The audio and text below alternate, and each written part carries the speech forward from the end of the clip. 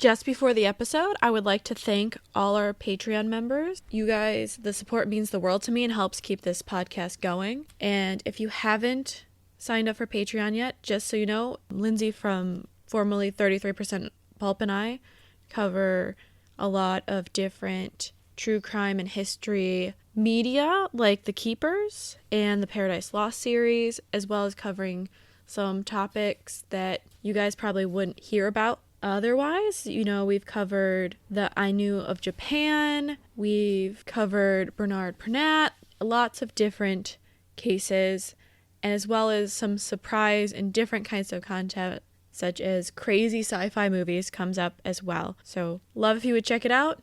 Thank you guys for all the support and allowing me to keep doing this for the past few years. So thank you. And now on to the episode. Welcome back to the Cult of Domesticity. Guess who's back? Back again. Linzi's back. Tell a friend. Linzi's back. And I'm done singing now. I don't know when to cut you off. I don't either. And I would say, but like I haven't sung on the actual podcast in so long, so you're welcome, new listeners. You missed the point where I used to sing probably once every 5 episodes, and I'm horrible at it. You're welcome. You know, it's fun though. Your singing is always entertaining. Because I know I'm bad and I just have fun with it. Like I'm not Mariah Carey. I'm barely someone who tries out for Idol. Like I know my level. Did you try out for Idol at all?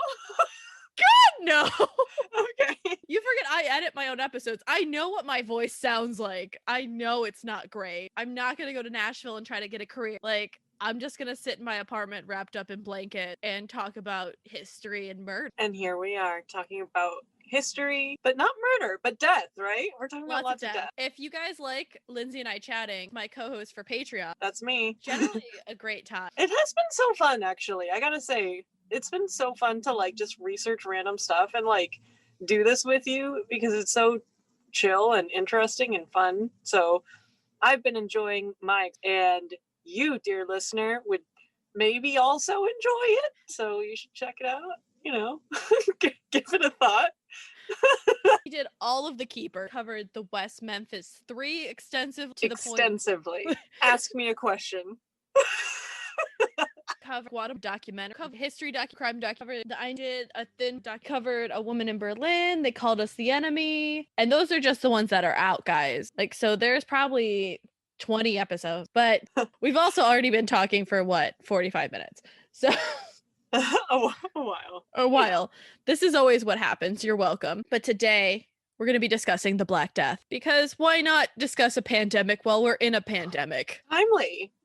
It's very timely. And I'm kind of not going to talk about the main causes of it, like sciencey causes of it, because there is some updates because they are doing testing on bones and such. Really? Fascinating to keep up on. As we all know, even though my mother was a scientist, I don't do science. I am a humanities person through and through.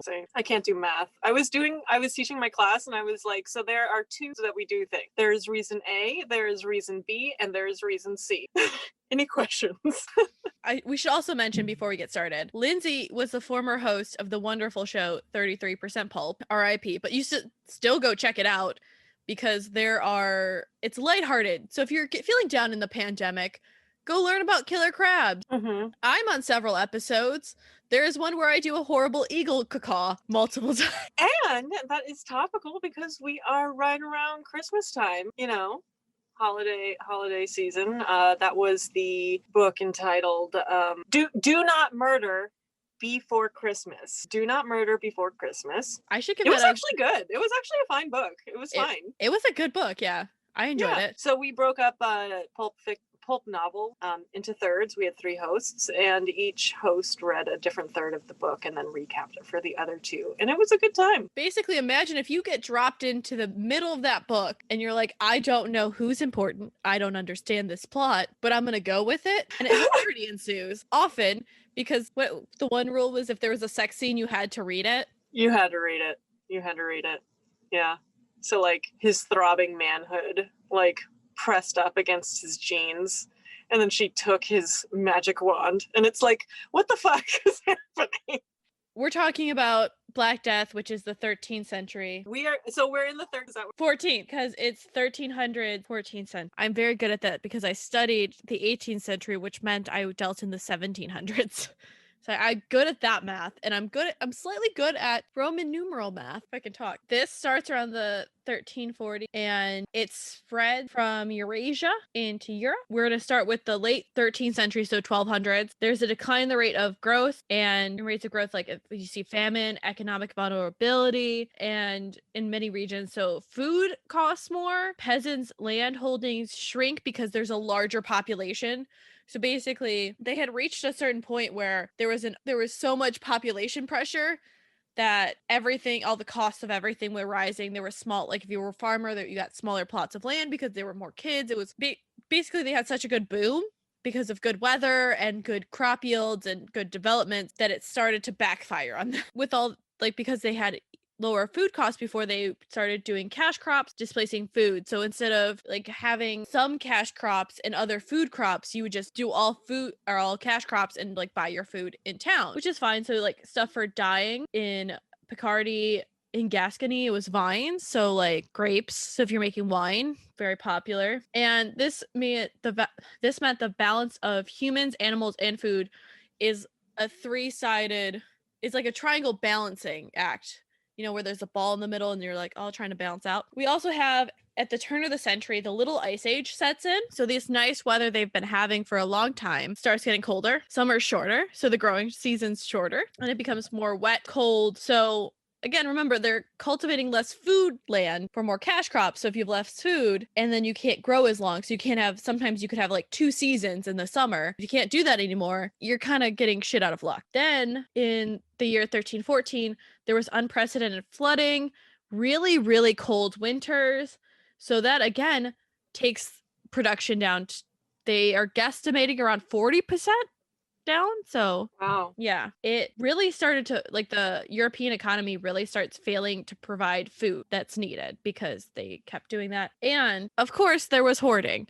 We learned that's in the year 2020 with the toilet paper shortage. Clorox wipe. Yes, you know, everybody buying eggs and flour and all this stuff, and you're just like, if you're not going to use it, don't buy it. But so you have like people hoarding and speculation happening. So the next generation begins to recover from this little ice age. They adapt, they adjust, and then the plague hits. So yeah, and this would spread across Central Asia the preceding decade. So it was kind of known, you know, but it just hadn't hit Europe yet. So like certain people had heard about it, but it wasn't like, we didn't have social media. It was harder to spread things. So maybe some sailors had heard about it. Some people had known about it. And really, it reaches Europe by trading vessels from the Black Sea to Italy in 1347. And that's always what everyone hears when you're in school. They're like, this ship came to, I think, Florence, and all of a sudden everybody's sick, everybody's dying, the rats get off and they infect everybody. And it just covers the continent after that. And kind of does. It's not as fast as everyone thinks, because remember, we don't have planes, we don't have trains, and we don't have automobiles. We just have horses and carriages and boats. So, but I do imagine like once it got itty that it would be to spread because everybody was like around everybody all the time because we don't have the internet or screens. Or just like you have more centralized gathering places. So you have market day.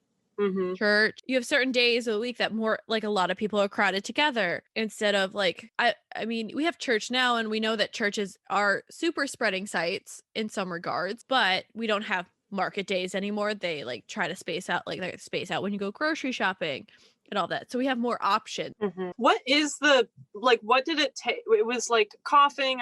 There's like bleeding. Wasn't there like boils and shit? We're gonna talk about that. So there are 3 interrelated forms of the plague that we know of.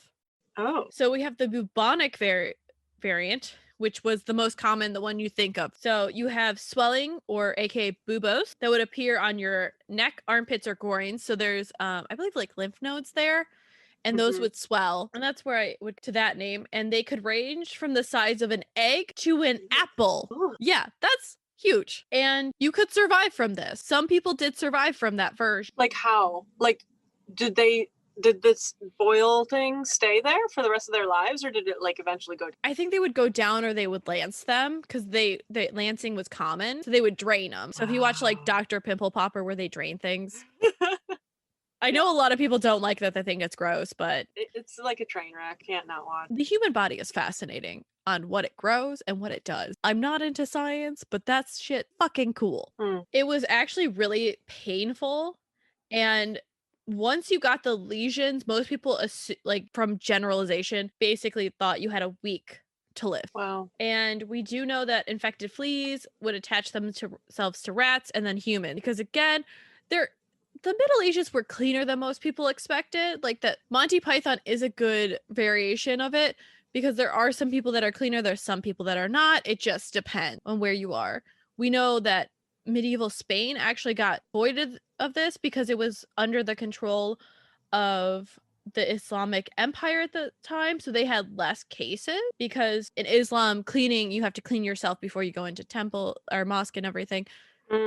Based on my knowledge, again, don't at me, but this is based on what I'm remembering. The second variation is the pneumonic plague, which would attack your upper respiratory system and then spread through the breathing. So if an infected person breathed near you, you were shit out of luck and you should be wearing a mask. It's much more virulent than the first type, and your expectancy after you get symptoms are 1 or 2 days. Oh my gosh. How terrifying. Oh my gosh. There's been a lot of like this one is where people and recounting it would be like, and they'd get it and then die, and they get it like, so we know in some regards it isn't exactly that, but it's how your brain recognizes trauma, which is also why I find the Black Death and like these kind of things fascinating, is because you get to look at the psychology and be like, okay, we're having a giant trauma, which I never thought I would see in my lifetime after 9/11.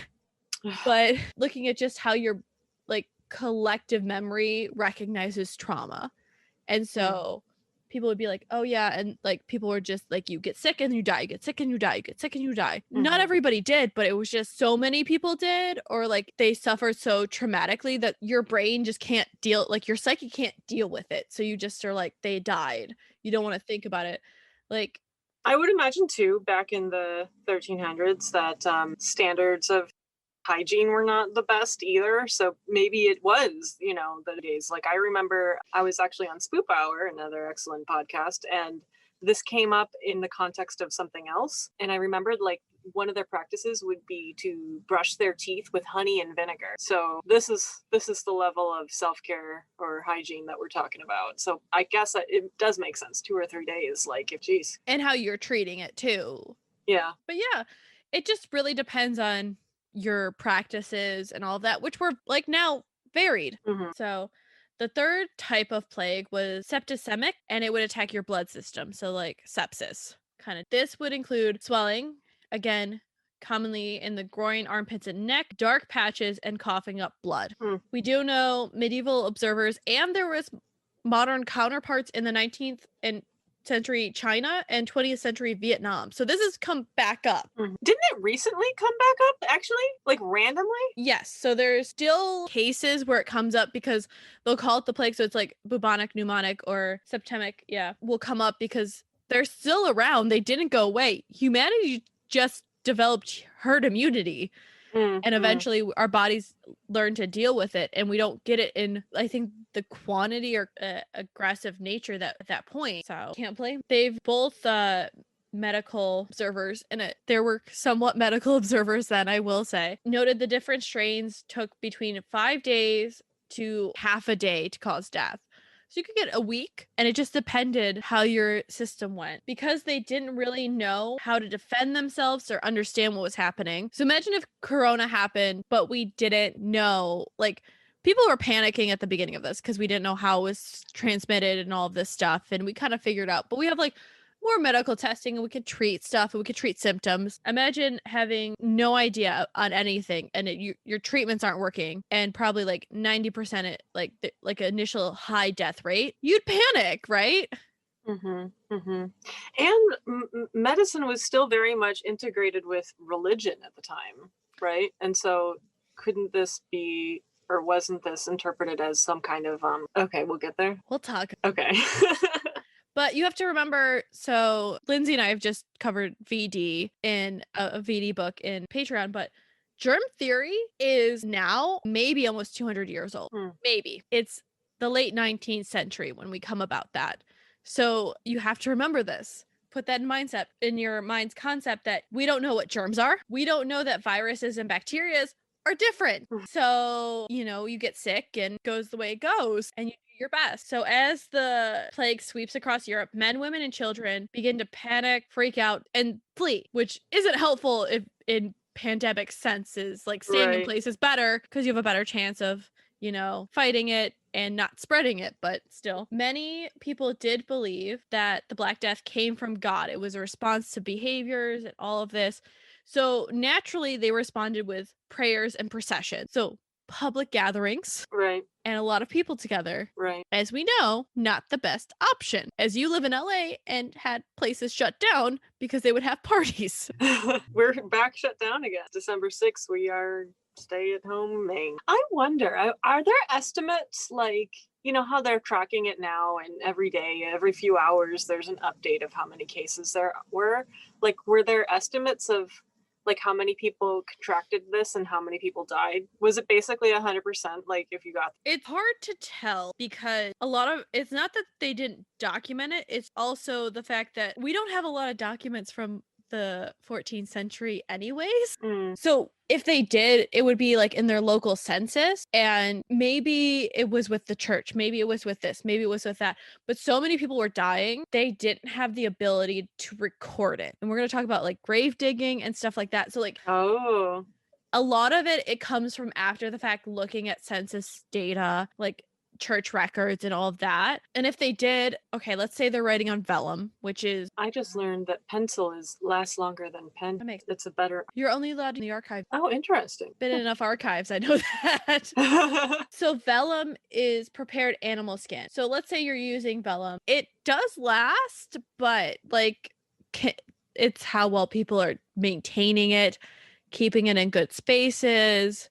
You don't want it too hot. You don't want it too cold. You want to keep it temperature controlled. I've definitely seen illuminated manuscript on vellum in real life. I creeped on somebody else's table, but that's fine. They had to use gloves.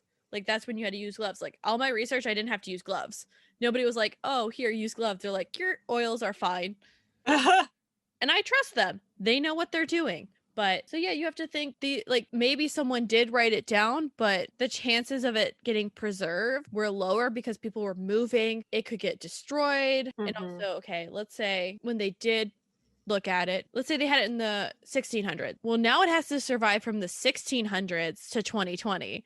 Like between now and then, because it's a lot of time. There's certain ancient sources from like Rome and Greece and before that we know of, because they're cited in sources we have, but we only know so much of them because they're cited. The actual source is gone. Oh, interesting. Yeah.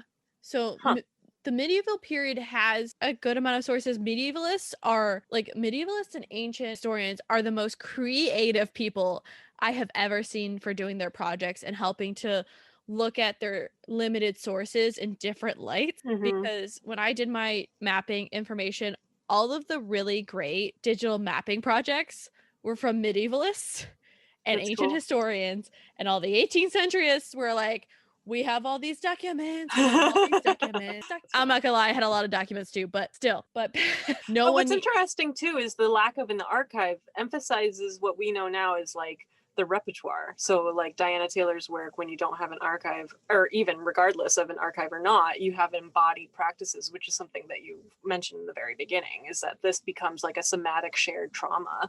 And so it does make very much sense, like that, the news that they're getting is everyone's fucking dying, we do have some sources, but I wish we had, I think it would be great. Let's talk about one of those sources, actually. That's Courtney doing a Linzi transition.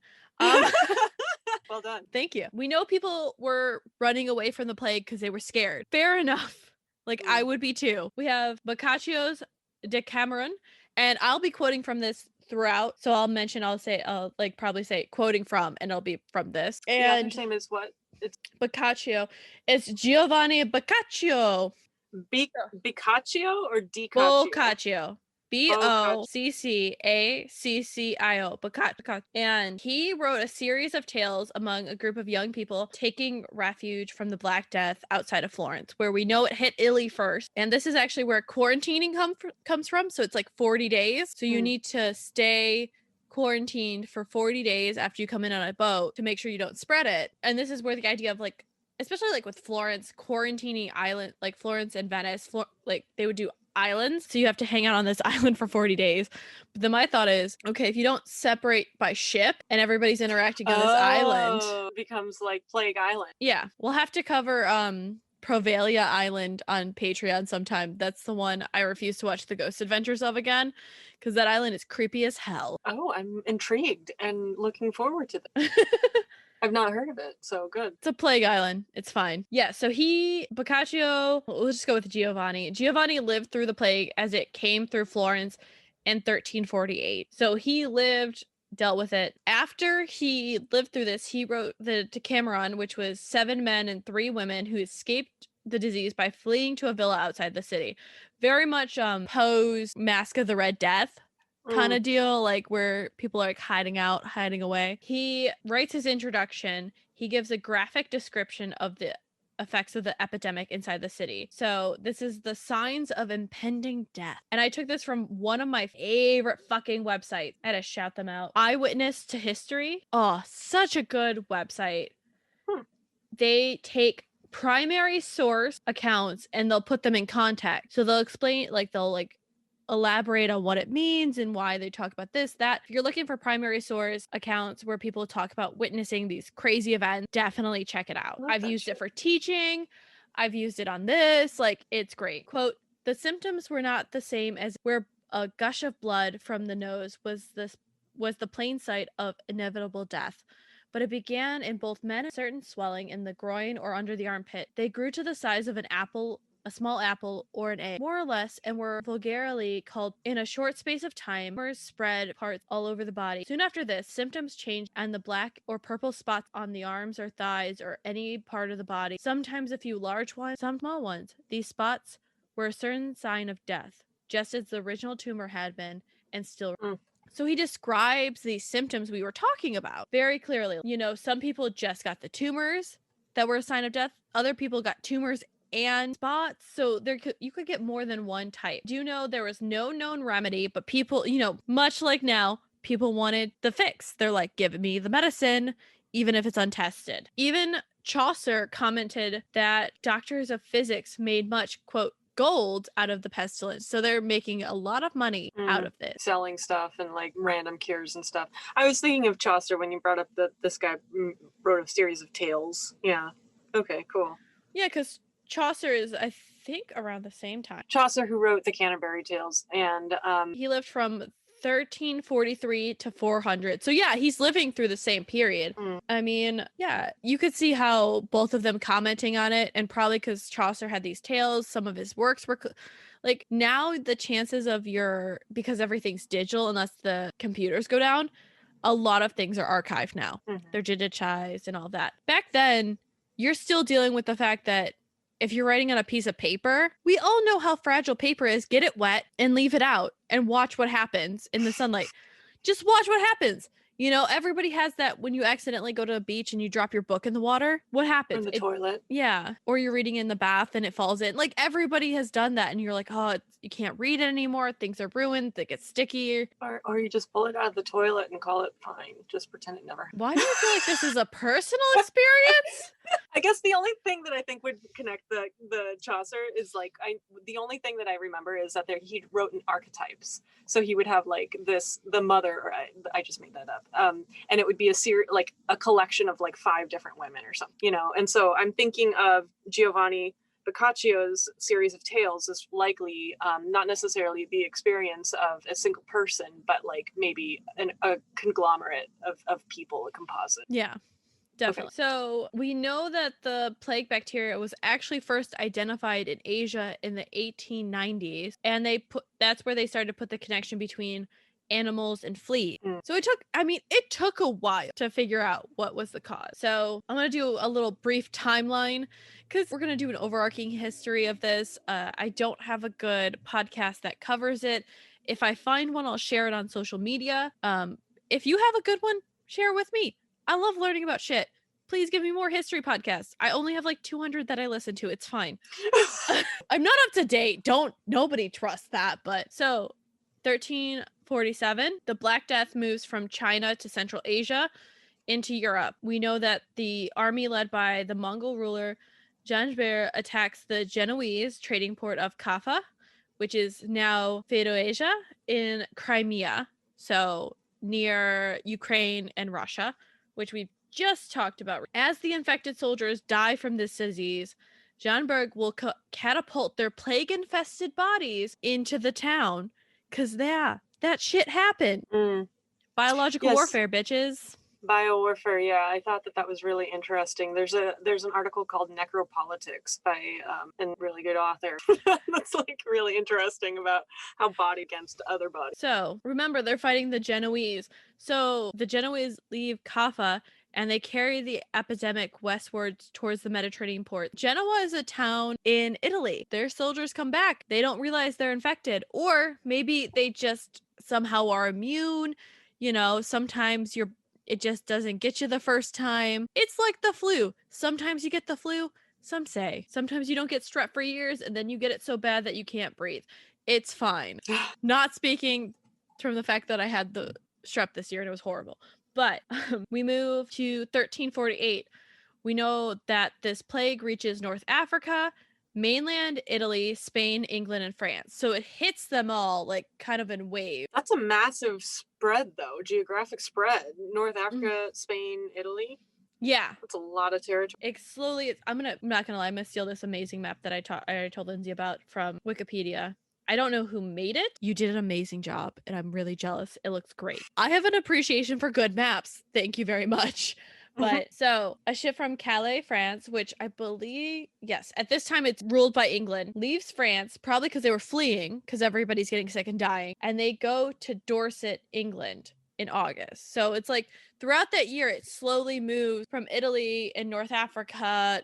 Like it's basically along the trade routes, you know? From there, it spreads to Bristol, and then just like a wildfire throughout southwest counties in England. We move to 1349, and we know that it begins to move to Austria, Hungary, Switzerland, Germany, and the Low Countries, which is like the Netherlands and that region. And again, remember, some of these aren't actually countries right now. These are modern day equivalents of where it reaches. And it's basically how the trade routes go and how people have been moving. Right. That's what I think is super interesting, is that there was a period of time that was skipped over then. So the trade went from Italy, Spain, from Asia, but then it took a couple years to get to Germany and Austria, which would reflect like what you're saying, that there is this like, it's determined by fast movement of people, man. Fascinating. We do know London, and anybody who's read Shakespeare or any of these kinds of period literature, you'll hear about it, or anyone who loves the Tudors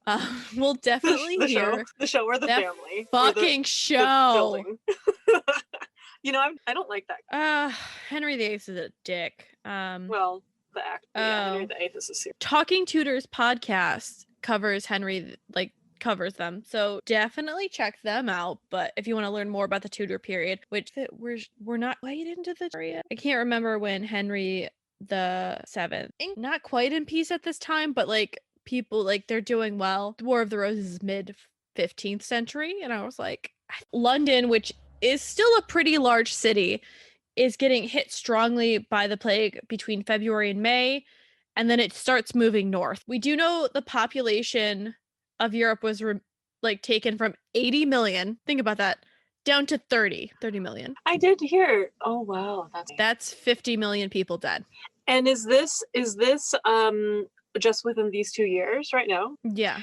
Because isn't this the one that killed like a third of the world's population, or like left a third of the world's population? It left a third, yeah. So this is going to be 60% of the population in rural and urban areas. Wow. I mean, I think it's a little longer than the 2 years, but it's the first big clump. Yeah. Because it keeps coming back. It's like the first wave, in a sense. Yeah, the first wave killed 50 million people. So just think about that. We're lucky, everyone.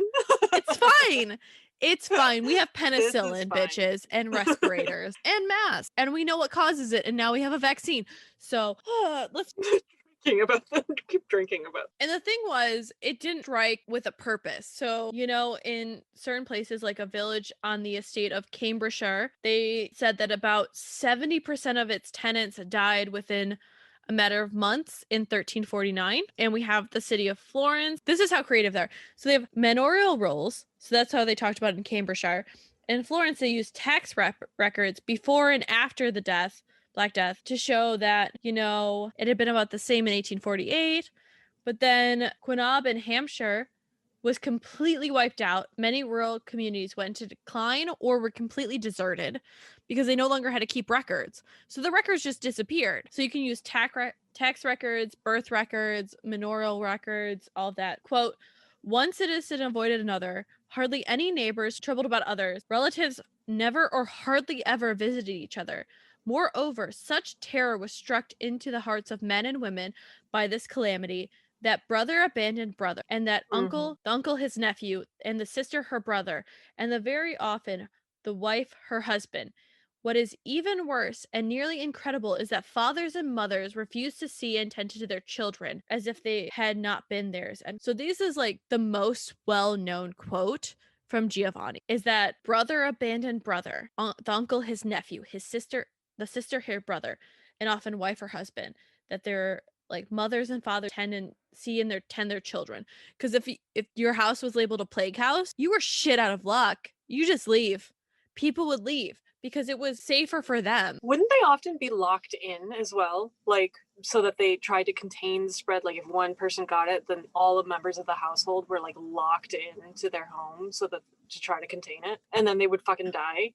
I think it depended on where you were and how, like if it was right when they got there, yeah, you could do that because more people are healthy. But if you're in the midst of half your population dying, you don't have the energy to go control this. You barely have the energy to bury. Fair, yeah, you're right.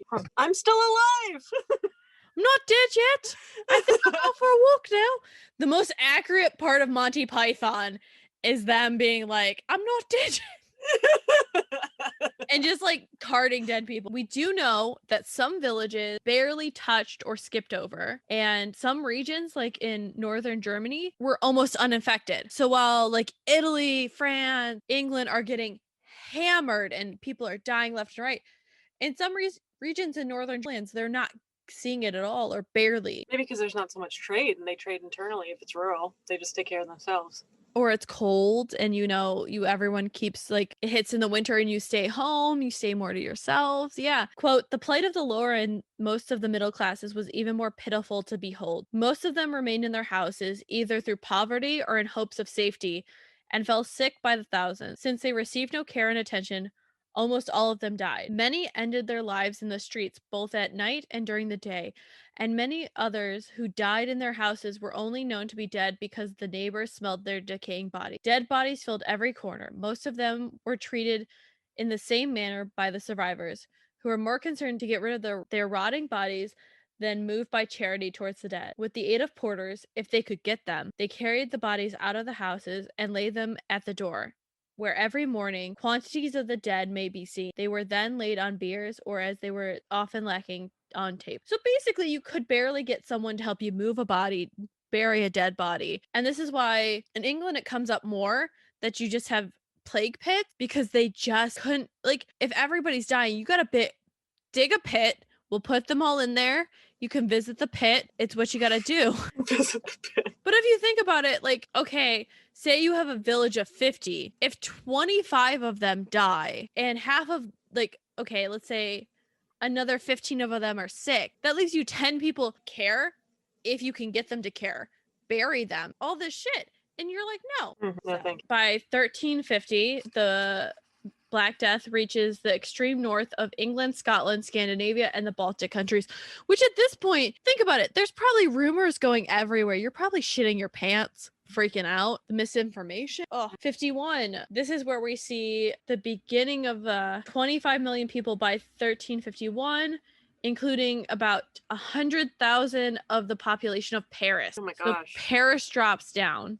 that much. Between 36 and 75, we know there's a later outbreak. So like this is where the second, third waves come more so. Like, so now we're in the second wave, I would say, of COVID. But, you know, we don't really have hindsight. We really won't know for about 10 years, but the initial like hump of it. And for a lot of places, instead of it being immediate where we all get it in 2020 and we all panic, imagine if it started in 2019 and then another region gets it in 2020 and then another region gets it in 2021 and another region gets it in 2022 and then 2023 and then all of a sudden we're all like, okay. Do you mean of the same thing or of like three? Well, it's three different forms, but they're all going together. Yeah. So imagine like, you know how like the flu has different variants. It's like the different variants of the same thing. They're all traveling together, but it just takes longer to reach places. So we all are dealing with this in a year. They all dealt with it basically for a decade and a half. Or no, about 2 decades. 2 decades and a half. Yeah. And I'm not saying what we're dealing with isn't unprecedented, but like we also have to think about it. Our trauma is a lot shorter than their trauma. So we know there's outbreaks between 61 and 63, 69, 71, 74, and 75. Remember we talked about at the beginning of this, there was a large overpopulation issue or discrepancy between labor and resources based. Well, we basically took away 2/3 of your laborers. So wages drastically rise in the 1370s. So good job, proletariat. You're working on it. Because they are the ones working. You're working on it. The proletariats, and because people still need to eat and people still need to do all this stuff. 1381, the British government attempts to make adjustments after the Black Death. It's kind of like settled down. There's still like sporadic plagues and illnesses, but it's not as intense. So they set maximum wages during labor shortages and they added a poll tax, but we get a nice little peasants revolt, which we'll talk about not today. It'll come up sooner than you. In 1400, we know that the population of England is half of what it had been 100 years before. So just imagine, like, they've had time to recover, but still, damn.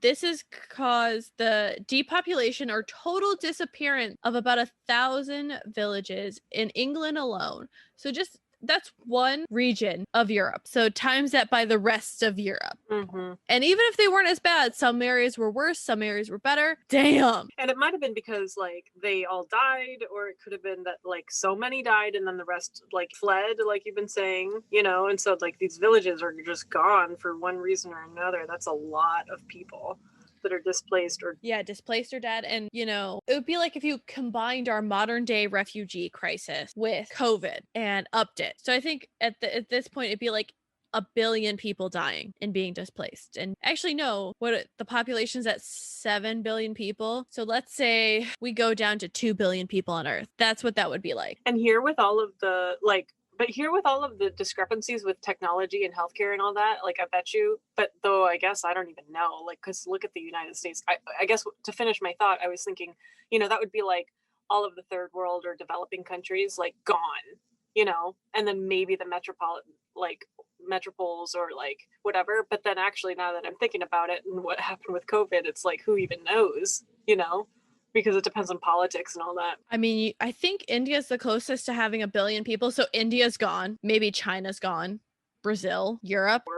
You're losing multiple continents worth of people in a fail swoop. And that's just the effect on Europe. We don't you have to look at it separately for the effect on Asia and Africa. So think about that. What happened after we did this all? We all went through this. I should say we all, because I always gave my students crap about that.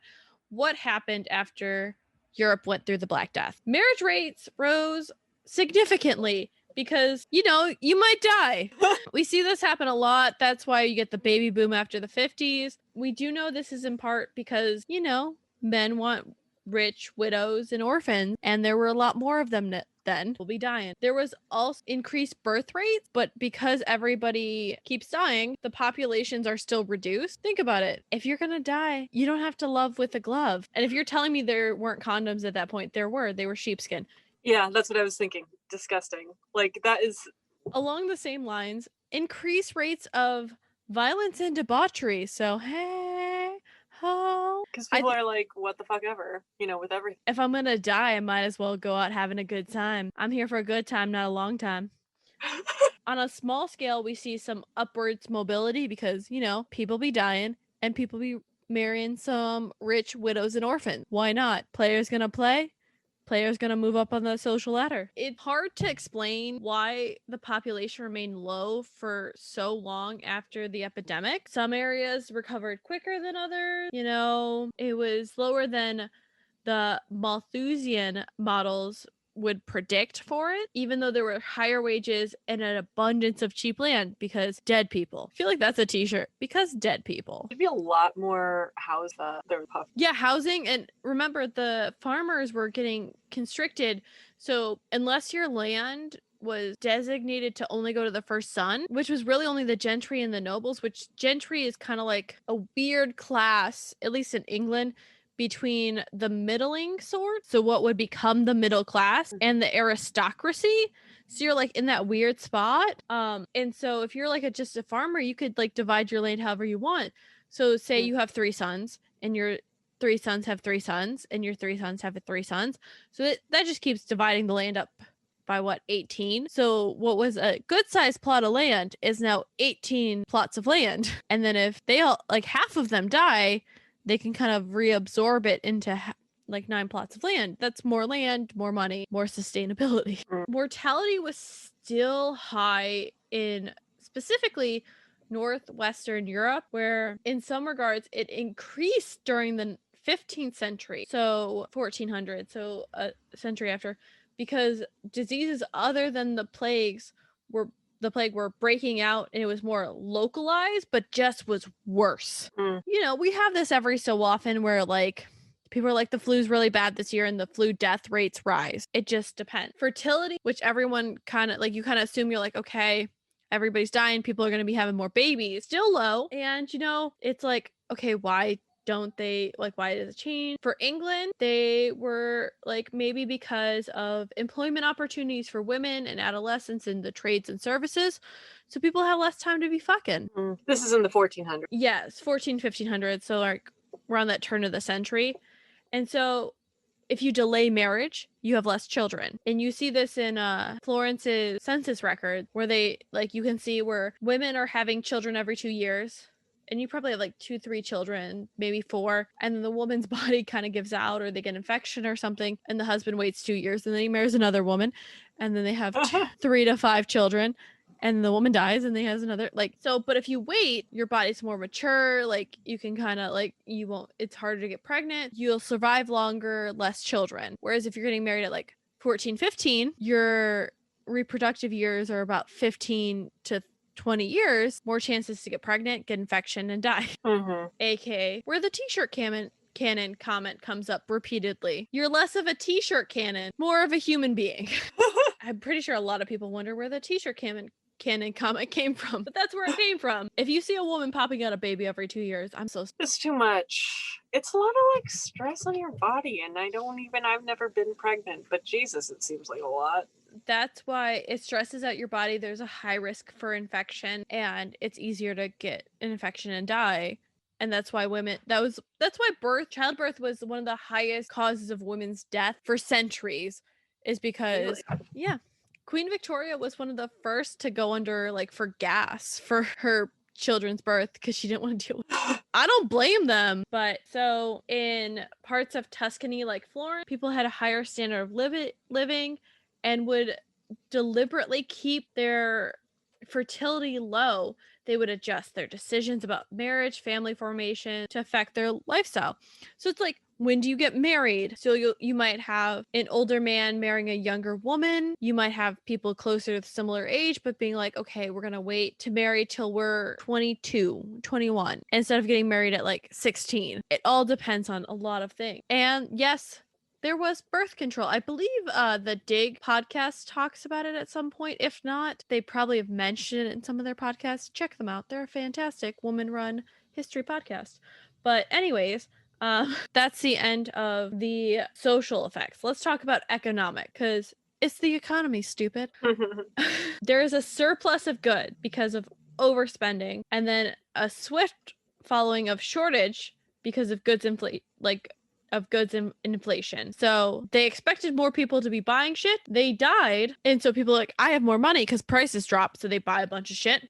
And then there's inflation because There's not enough. you went from an oversupply, so prices rise, and then you buy everything because it's so cheap that the prices drop, and then you're just like, oh fuck. So they raise the prices bounce up and down really quickly. Again, there's a shortage of laborers because they'd be dead. Super high prices were be able to be charged by laborers. So if you were a blacksmith, half your competition's gone. Let's just say half your competition's gone. You can jack those prices up. We've all experienced this. I have not paid $20 for like a 6-pack of toilet paper, but I know some people have. And I'm sorry. $20? Think about it though. Once. Lindsay's side hustles now is toilet paper on Etsy. It's designer toilet paper. But think about it. Like when we started this, people were charging so much for certain things because everyone panic buys. So this is the same thing with laborers. All of a sudden, half the workforce is gone. You need your horse having shoes on it, some metal fixed. You need X, Y, and Z. Instead of having 4 to 5 blacksmiths to choose from, you have 2. They can charge you whatever. Because if you're gonna go to the other guy, they got like one of them's gonna get it. Governments did try to regulate their so if you were a serf or a wage laborer, they would try to put them to pre-plague rates, and people ain't having that shit. There's also less food required to feed the population. So even if you did try to bulk buy flour, bread, eggs, butter, there's a third of the population. You can get it still. Yeah, but with the supply side kind of slowed down because there's not people working on the farms and stuff. But think about it. If they already started harvesting stuff, imagine if it's already on the way to the stores when people start dying. You can still get it. Or even if they could still produce it, it might be a little more expensive, but it's still cheaper than it probably would have been if there were 100 people competing for the same dozen eggs. Then now there's 30 people.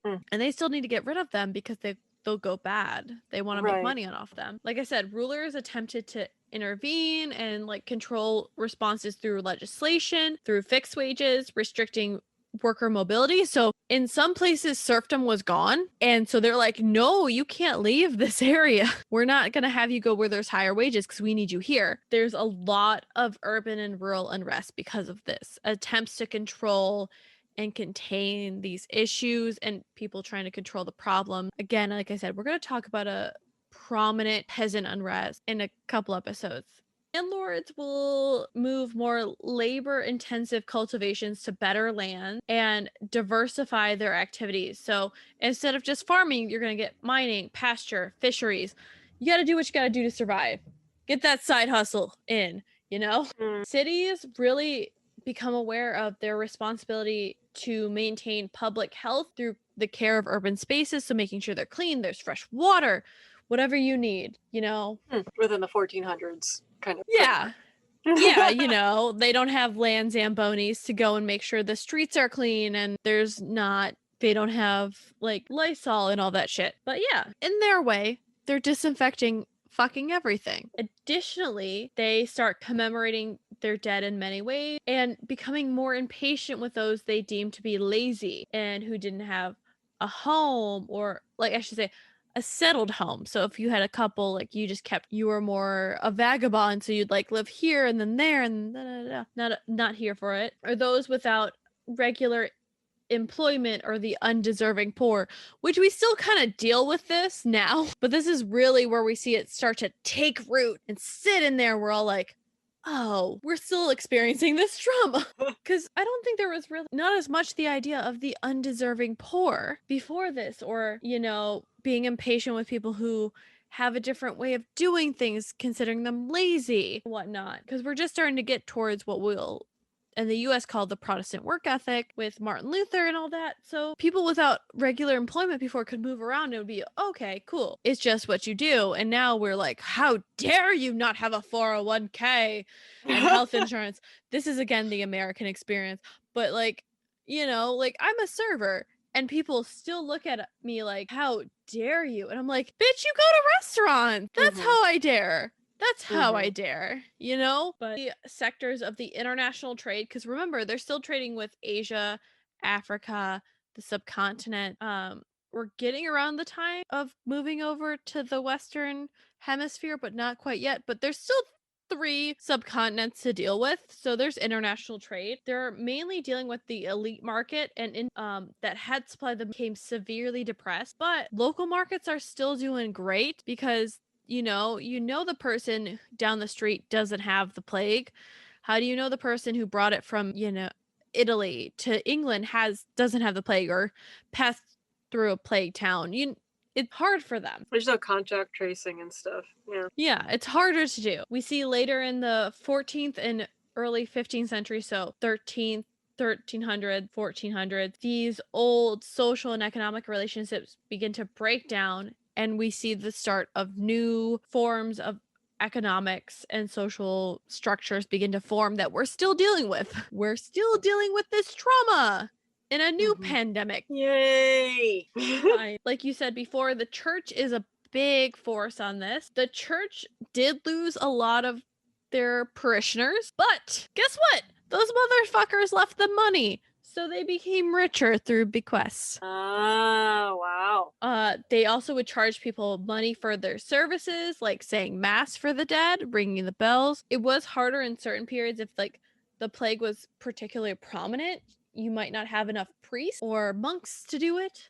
But we know that less educated priests were like then put into jobs where more learned men had died. So it was really like just trying to fill staffing situation. I'm jealous, but it's fine. Less educated priests would go into these positions. Would that mean they left the whatever it's called with the S seminary?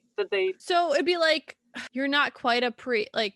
So if you're a lower priest because you worked your way through, instead of going to seminary, you worked your way up at the church or something like that, or maybe you got like less educated, they'd be like, okay, we need you here. So you move somewhere else. And you would, like, the head of churches, like if you were a lower priest, you'd get bumped up because people died. So you'd be in charge of like a church where you might have been a lower priest or that, or just helping out the head priest. So, I mean, it's fair. You got to move people up. You got some openings. You need them filled. You rather have, and in some regards, the priests knew the population, but we also know the clergy failed to help the suffering during the plague because, there's really clear signs of wealth in the church, incompetence of its priests, which the Avenese papacy was, date. Yeah, so during this time, the Avenese papacy happened, which is basically, they moved the head of the church from Rome to France, built another cathedral, and then there was a couple pope at the same time. Have you never heard of the Avenese papacy? Like maybe I have, but I've forgotten. I went to like Catholic school, so probably maybe I heard of this. It seems new to me now. But basically, yeah, there's a lot of issues. At one point, there were 3 popes. They all excommunicated each other. There was some fighting, some things. I'll probably cover it later. But that is interesting. I'd be interested about that. Yeah. So imagine you're going through a plague and your pope, there's 2 popes, maybe a 3rd pope in issues. So this is where, when we talked about Martin Luther way many moons ago, when we first started this, that starts to form. That's the end of the church issues. Culturally, this really has shook up the 14th century culture and it's hard to tell complete, but we do have some signs with, we see it with the first historical account of the medieval plague in Europe, written by the German medical historian J.F.C. Heckler in 1832, and he's using his experience of cholera to write about it. Quote, "The mental shock sustained by all nations during the prevalence of the Black Plague was without parallel and beyond description." He's talking about how these could affect the Gothic interpretation of the plague, and we also have it coming up in architecture and art, as Cardinal Gesket in 1893 continues in this tone. Quote, "The Black Death inflicted what can only be called a deep wound in the social body and produced nothing less than a revolution of feeling and practice, especially of religious feeling and practice. It was a turning point in national life and the real close of the medieval period and the beginning of the modern age." So you see, like, they're still dealing with it in the 19th century, and we're talking about the 14th. Just imagine that. I'm interested in, you mentioned that, now there are these cultural interpretations of the plague, and you mentioned architecture, and I know that, like, I taught a bit like Bauhaus, and I know like how it can be just like wardrobe and costume and theater and all of these things. And so like what did like a plague informed building look like? This is where we get the Gothic style. So What we're is that? dealing I guess I can look up the most famous Gothic churches. I believe it's a Gothic thought, but we see a lot more skeletons. We see a lot more. So the late Gothic is known as for flamboyant and perpendicular. I guess it's like one of the things that would happen because the pictures that I'm seeing right here of churches and such being built in like 1344, 1370s, and so on, they're like very ornate, you know, with the towering thingies with steeple things, you know, those pointy things.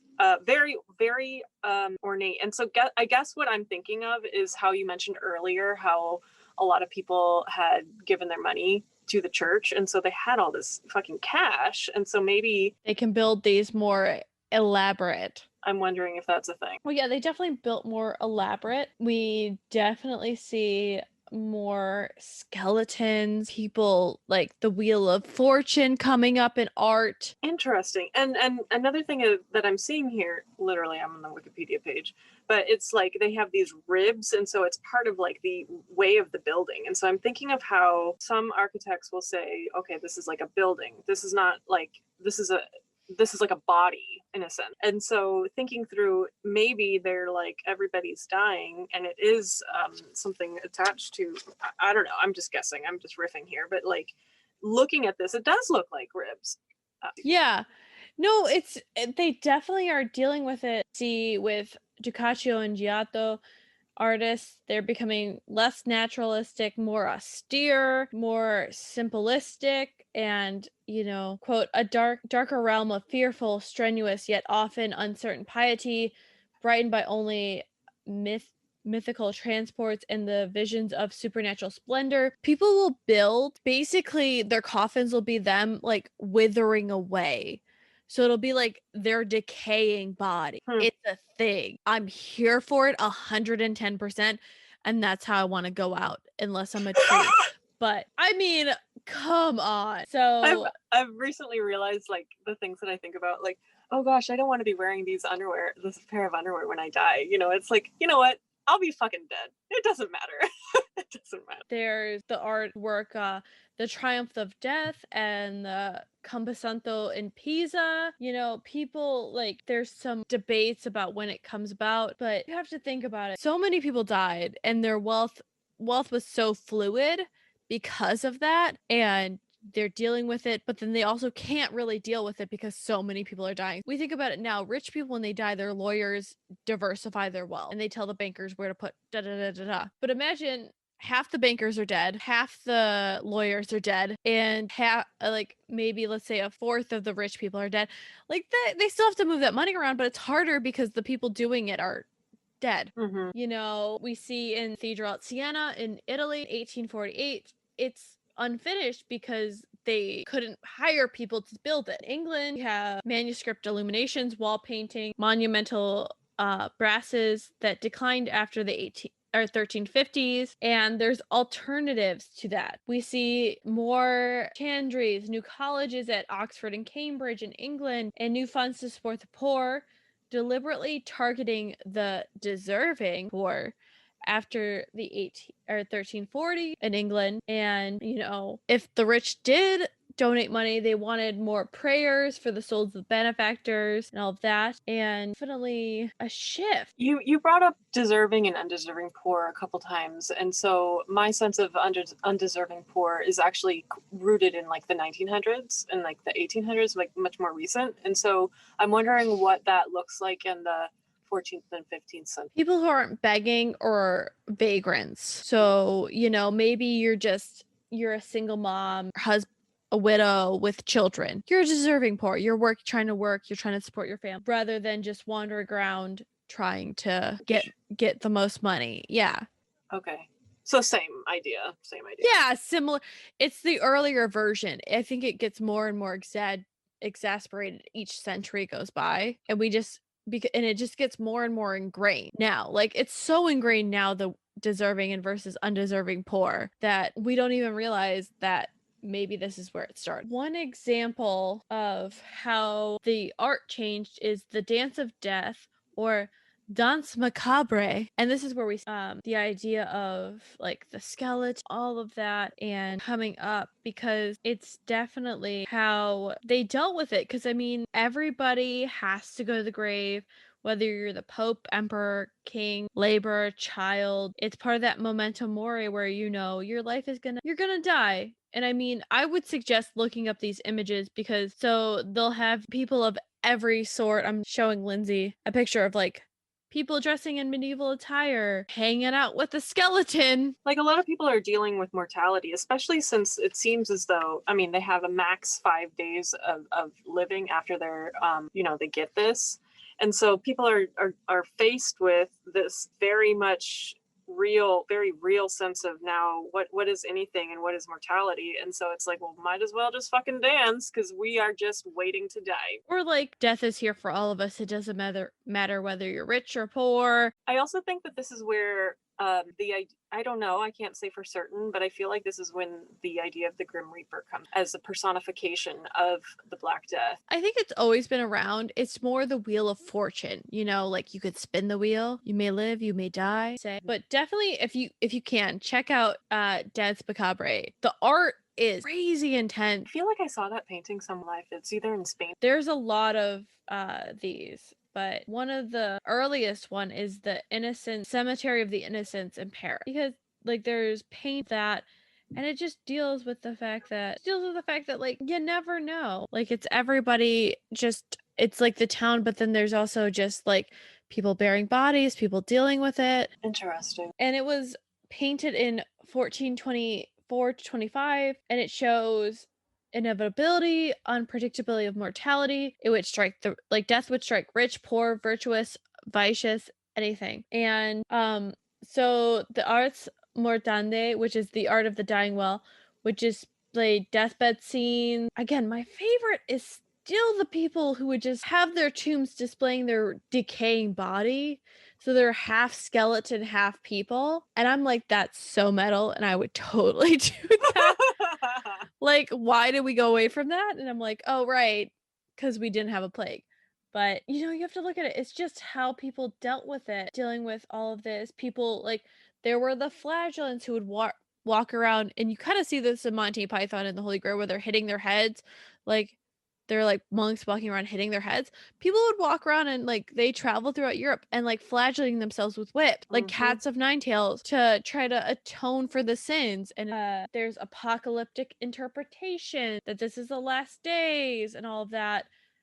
There's pogroms, which is for the Jewish population. If you think there was an anti-Semitism involved in this, I don't have time to cover that. Motherfucker, there were. Like between the traditional, they poisoned the well, they murdered children, all of that shit. Guess what? They didn't. It's a bacteria/virus. They didn't do that, but they still murdered many Jewish people because they thought so. We know that nearly 1,000 Jews were burned in the Jewish cemetery at Strasbourg in 49, and almost entire Jewish communities were exterminated in the Rhine. So the Black Death didn't go quietly through Europe. People reacted through fear and violence and superstition. It's hard to deal with it. As Cohn remarked after the 48 plague, quote, was a rapidly becoming domesticated. That's how he viewed the world. But, how we deal with death and disease and mass extermination shows our humanity, I think, more, and shows how we treat those who are different than us. So I'm gonna end this with saying, help your neighbor, stay home, wear a motherfucking mask, because they didn't know about this. We have germ theory and modern science on our side. So let's kick this ass and not end up like the Black Death. We have the tools, we have the science, we have, certainly, we have 700 years on these people. But 700 years from now, they'll be in a different situation, or the world will be gone. So, wow, we just made this real cheerful. But I mean, like, yeah, it's really not a big deal. The mass, not a big deal. I don't think that that's a big deal. Though I think that that's an oversimplification of what they're saying, government thing or something. But yeah, check in with people. Skype is a thing. Zoom is a thing. Phone calls still exist. I just realized we're okay. Let's get we don't want to end up like the Black Death. Though I'm here for the decaying tombstone. I am here for that. Everything else I'm not here for. Except for that. Is that bad that I'm here for that? No, I think that that's so cool. I like that. And I like that. You know what it also reminds me of is like how the Dia de los Muertos and how they celebrate the dead, and they you know, the skulls are very colorful and everything, and so it's a reminder that there is this balance of death and life, and things, you know, just kind of the world keeps turning until it doesn't. We'll see you next week when Lindsay is going to tell us a story that probably... No, it's just as depressing. I'm not going to lie. Will it be the one that I haven't finished? Yeah, that one. Oh, okay. Yeah, it'll be good. I'm pumped for it, but I haven't been. It'll be slightly less depressing and slightly less relevant to modern day. I think, well, with this, we have millions dead. And with my story, I think that there's significantly not millions dead. So that's significant. Yes. I just bring you guys joy, and I'm sorry. Not that sorry. Bye. Bye. Bye. Are you a true crime addict? Do you find yourself talking serial killers and missing persons at parties only to be met with uncomfortable smiles? Well, find your tribe on True Crime Snacktime, a daily podcast that gives you a little true crime snack to chew on. From January 1st to December 31st, you'll find out what happened on this day in true crime. Short, sweet, and chock full of crime, join me, Allison, on True Crime Snacktime. We're available wherever you get your favorite podcasts. Follow True Crime Snacktime on Twitter, Facebook, and Instagram at Crime Snack Pod. And remember, keep your friends close and your snacks closer. Norway reeling from twin attacks. First was known as Sweden's worst serial killer. Quick. Kim Wall disappeared after boarding Madison submarine in Copenhagen harbour last August. Terrorism, miscarriages of justice, serial killers, disappearances. From the known to the lesser known, we give you true crime from the dark and frozen regions of Northern Europe. This is Nordic True Crime. Subscribe to our bi-weekly episodes on iTunes, Spotify, or on your podcast provider. And find us on Facebook, Twitter, or Instagram at Nordic True Crime. Domesticity, we're available on all podcatchers. Remember to rate, review, subscribe to help spread the word, or just force other people to listen to it. Our Facebook and Twitter are at Domestic Podcast, and our Instagram is at the Cult of Domesticity. We also have podcast merch at Threadless.